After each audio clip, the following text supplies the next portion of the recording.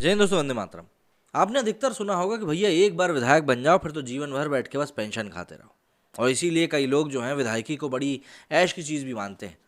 लेकिन इन पे जो पैसा खर्च होता है वो कहीं ना कहीं टैक्स पेयर्स का ही होता है। आपके और मेरे जैसे लोगों का जो पैसा होता है वो इन लोगों की कुर्सी गर्म करने में ही खर्च हो जाता है।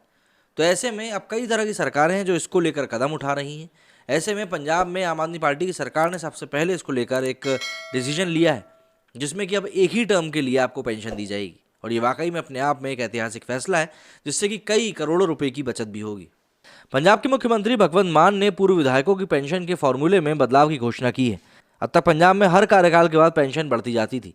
इससे सरकार के खजाने पर काफ़ी बोझ पड़ता था। ऐसे में सवाल उठता है कि देश के अन्य प्रमुख राज्यों में पूर्व विधायकों की पेंशन को लेकर आखिर क्या व्यवस्था है। तो देखिए, 26 अक्टूबर 2016 में पंजाब के पूर्व विधायकों को मिलने वाली पेंशन में संशोधन किया गया था। इसके तहत पूर्व विधायकों को उनकी पहली कार्यकाल के लिए पेंशन के रूप में 15,000 रुपये और उसके बाद अपने हर एक कार्यकाल के लिए 10,000 रुपये देने का प्रावधान था। इस रकम में पहले 50% डीए मर्ज होगा और उसके बाद बनने वाली कुल रकम में फिर से 234% महंगाई भत्ता जुड़ जाएगा। इस तरह पूर्व विधायकों को काफ़ी फायदा हुआ, क्योंकि इससे 15,000 पेंशन में 50% डीए यानी कि 7,500 रुपये जुड़ने से 22,500 रुपये बने। अब 22,500 में 234% डीए यानी कि 52,650 रुपये और जुड़ने से कुल पेंशन 75,150 रुपये बन जाती है। इसी नियम के चलते कई नेताओं को 5 लाख रुपए तक की पेंशन मिलती थी। अकाली दल के प्रमुख प्रकाश सिंह बादल 11 बार विधायक रह चुके हैं। ऐसे में उन्हें 5.76 लाख मतलब करीब 5.6 लाख रुपए की सिर्फ और सिर्फ पेंशन मिलती थी। हालांकि उन्होंने इस बार विधानसभा चुनाव में हार के बाद अपनी पेंशन नहीं लेने का ऐलान किया है। मध्य प्रदेश विधानसभा के सेक्शन 6A के तहत मध्य प्रदेश में पूर्व विधायकों को हर महीने 20,000 रुपये की पेंशन मिलती है। ये सुविधा हर पूर्व विधायक को मिलती है, फिर चाहे उसने 5 साल का कार्यकाल पूरा किया हो या नहीं। उपचुनाव जीतकर कार्यकाल पूरा न कर पाने वालों को भी 20,000 रुपये प्रतिमाह की पेंशन मिलती थी। 5 सालों से ज़्यादा विधायक रहने वाले व्यक्ति की पेंशन हर साल 800 रुपये हर महीने के हिसाब से पेंशन जुड़ती जाती थी।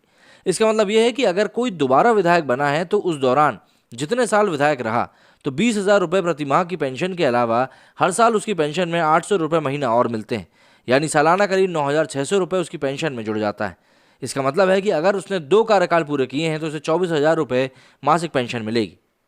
पूर्व विधायक की मृत्यु की तारीख से उसकी पति पत्नी या मृतक आश्रित को हर महीने 18,000 रुपये की पेंशन मिलती है।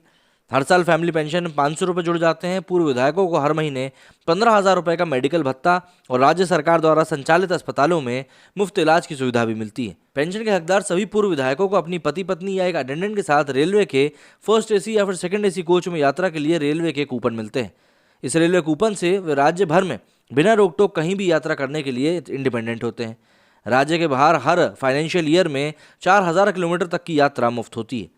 यदि किसी विधायक ने 5 साल का कार्यकाल पूरा किया है तो उसे हर महीने 35,000 रुपये पेंशन के रूप में मिलते हैं। ये राजस्थान की बात हो रही है। वहीं अगर कोई दूसरी बार विधायक बनता है और अपना 5 साल का कार्यकाल पूरा करता है तो इन 5 सालों के दौरान हर महीने के हिसाब से 1,600 रुपये और मिलेंगे, यानी कि 2 कार्यकाल पूरा करने के बाद उसे हर महीने 43,000 रुपये मिलने लगेंगे। वहीं 70 साल की उम्र होने पर इसमें 20% की वृद्धि होगी और 80 साल का होने पर 30% और बढ़ जाएगा। उपचुनाव में जीते विधायकों को उनकी शपथ लेने की तारीख से विधानसभा खत्म होने के पीरियड को 5 साल मानकर पेंशन दी जाती है। फैमिली पेंशन की बात करें तो विधानसभा का कार्यकाल खत्म होने से पहले यदि किसी विधायक की मौत हो जाती है तो ऐसे में उसके आश्रित को हर महीने वही पेंशन मिलेगी जो पूर्व विधायक को मिलती है। वहीं पूर्व विधायक के निधन के बाद उसकी पत्नी या पति को 17,500 रुपये या फिर उन्हें मिली लास्ट पेंशन का 50% जो भी कुछ ज़्यादा होगा वो पेंशन के रूप में मिलेगा। बात करें मेडिकल सुविधा की तो सभी पूर्व विधायकों को राजस्थान गवर्नमेंट हेल्थ स्कीम यानी कि RGHS के तहत कैशलेस मेडिकल सुविधा मिलती है। ट्रैवल सुविधा की बात करें तो पूर्व विधायकों को 2 फ्री पास मिलते हैं। इससे वे और उनके साथ कोई और व्यक्ति राजस्थान की सरकारी बसों में फ्री यात्रा कर सकता है। इसके साथ ही पूर्व विधायक अपने साथ एक व्यक्ति को लेकर किसी फाइनेंशियल ईयर में 1 लाख रुपए तक रेल, फ्लाइट या फिर शिप से किसी भी कैटेगरी में यात्रा कर सकते हैं। यदि पूर्व विधायक 1 साल में 70,000 रुपये की ट्रैवल पर खर्च कर पाते हैं तो ऐसे में बचा हुआ पैसा अगले साल के ट्रैवल भत्ते में जुड़ जाएगा। मतलब हर तरफ से सिर्फ फ़ायदा ही फ़ायदा। इसके अलावा भी पूर्व विधायकों को कई और सुविधाएं मिलती हैं। बात करें यूपी की तो उत्तर प्रदेश में इस समय करीब 2,000 से ज़्यादा पूर्व विधायक हैं। उत्तर प्रदेश में पूर्व विधायकों को हर महीने 25,000 रुपये पेंशन मिलती है। 5 साल का कार्यकाल पूरा करने वाले विधायकों की पेंशन में हर साल 2,000 रुपये की बढ़ोतरी होती है, यानी 10 साल विधायक रहने वालों को हर महीने 35,000 रुपये की पेंशन मिलती है। इसी तरह 15 साल विधायक रहने वालों को हर महीने 45,000 की पेंशन, 20 साल विधायक रहने वालों को हर महीने 55,000 रुपये की पेंशन मिलती है। विधानसभा और विधान परिषद के सदस्य रह चुके लोग यानी एमएलए एमएलसी को मिलने वाली पेंशन और सुविधाएं एक ही होती हैं। पूर्व विधायकों को सालाना 1 लाख रुपए रेल कूपन का मिलता है, जिसमें से 50,000 रुपये वो निजी वाहन के डीजल पेट्रोल के लिए कैश किए जा सकते हैं। इसके अलावा जीवन भर मुफ्त रेलवे पास और मुफ्त मेडिकल सुविधा का लाभ भी मिलता है। उत्तर प्रदेश में पिछले 9 बार से विधानसभा का चुनाव जीतने वालों में भाजपा के सुरेश खन्ना, सपा के दुर्गा यादव, जबकि आजम खान 10वीं बार जीते हैं। 2016 में अखिलेश यादव सरकार ने यूपी के पूर्व विधायकों की पेंशन को 10,000 रुपये प्रतिमाह से बढ़ाकर 25,000 रुपये प्रतिमाह कर दिया था। तो आप समझ सकते हैं कि भैया आखिर पैसा जा कहाँ रहा है। ऐसा ही कई सारे राज्यों में भी अलग अलग चीज़ों अलग अलग स्कीमों में चल रहा था। लेकिन बात करें भारत की, तो भारत में सबसे एक बिरली बात यह है कि भारत में सांसद और विधायक खुद अपनी सैलरी बढ़ाने का फैसला करते हैं।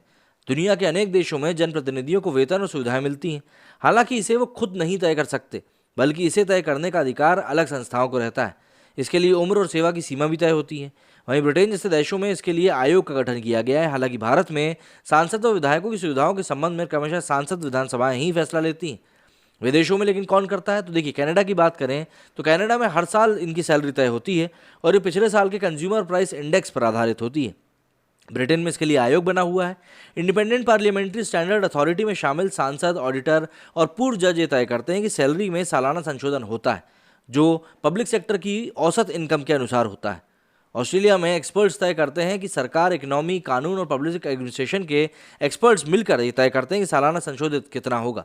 तो ऐसे में आप सोच सकते हैं कि भाई भारत में जो भी कुछ चल रहा है, भारत में तो कुछ का कुछ ही चल रहा है। मतलब सैलरी के नाम पर आप जरा सोचिए कि 5 लाख रुपए पेंशन उठाना, तो मतलब लोगों का पैकेज नहीं होता है ये साल भर का, और यहाँ पर लोग महीने की पेंशन इतनी इतनी उठाते हैं। तो ऐसे में इन चीज़ों में बदलाव होना वाकई में बहुत ज़्यादा ज़रूरी है। और अगर ये बदलाव नहीं होता है तो ये बदलाव आने वाले समय में हो ही जाना चाहिए, क्योंकि इससे एक अतिरिक्त बोझ जो अलग अलग सरकारों के ऊपर पड़ रहा है वो काफ़ी हद तक कम होगा। और एक विधायकी जो एक टेकन फॉर ग्रांटेड चीज़ होती है ना, वो भी कहीं ना कहीं कम होगी, क्योंकि अगर आप अगला चुनाव हार जाते हैं तो आपकी पेंशन ही बंद हो जाएगी। तो ऐसे में कई सारी चीज़ें हैं जो कि अभी बदलाव की जा सकती हैं। ऐसे में पंजाब में जो बदलाव देखने के लिए मिल रहा है वो वाकई में ठीक है, अच्छा है। क्योंकि आप देखिए ना, वहाँ पे पेंशन मतलब किस प्रपोजन में दी जा रही थी, इतनी पेंशन तो मतलब क्या ही बताएं, कौन फिर नेता नहीं बनना चाहेगा, ज़रा आप ही सोचें।